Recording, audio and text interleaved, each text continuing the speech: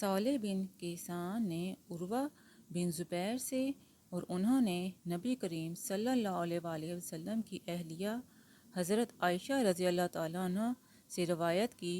انہوں نے کہا، سفر اور حضر یعنی مقیم کی حالت میں نماز 2 رکعت فرض کی گئی تھی، پھر سفر کی نماز یعنی کہ پہلی حالت پر قائم رکھی گئی اور حضر کی نماز میں اضافہ کر دیا گیا۔ دوستو، ویڈیو اچھی لگی ہو تو ویڈیو کو لائک اور چینل کو سبسکرائب کر دیں۔